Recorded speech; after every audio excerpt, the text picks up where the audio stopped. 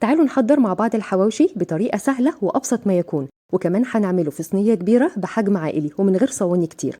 أول حاجة هنجهزها مع بعض الخميرة، كوباية كبيرة من المية الدافية، معلقة كبيرة من الخميرة والسكر، هنقلبهم ونسيبهم لمدة 10 دقايق.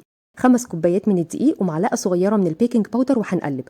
سواء هنعجن بإيدينا أو في العجان هنضيف كده الخميرة، نص كوباية من الزيت، بضاية، معلقة صغيرة من الخل وذرة من الملح. هنقلب شوية مع بعض وبعد كده نضيف الدقيق شوية بشوية ونلم العجينة بكوباية إلا ربع من المية الدافية. عجنت لمدة 4 دقايق، وآخر حاجة هضيفها معلقة كبيرة من الزبدة.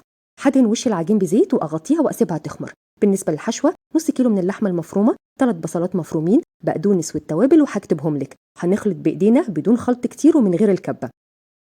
العجينة اختمرت ما شاء الله ومظبوطة جدا، هقسمها نصين. هاخد أول نص وأفرده كده على صينية تكون حجم كبير، سواء بقى على سيليكون، ورق من الزبدة.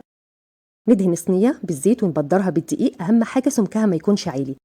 هاخد حتت من اللحمة وأفردها كده جنب بعض، وبرده سمكها ما يكونش عالي علشان تستوي بسرعة. شوية من الجبنة الموتزاريلا ودي اختياري. النص التاني من العجينة هفردها على كاونتر مرشوش بدقيق، وبعد كده هلف كده العجينة على النشابة وأحطها فوق الحشوة. اضغط الطرفين على بعض كويس جدا جدا، وبعد كده اضغط بايدي كده داير ما يدور علشان يقفلوا على بعض. بضايه، معلقه صغيره من الخل والحليب. ادهن وش الحواوشي مع شويه كده من الزعتر، السمسم وحبه البركه. هتدخل الفرن من تلت ساعه لنص ساعه. هنغطيه عشان تفضل طريه، وبألف هنا وشفا.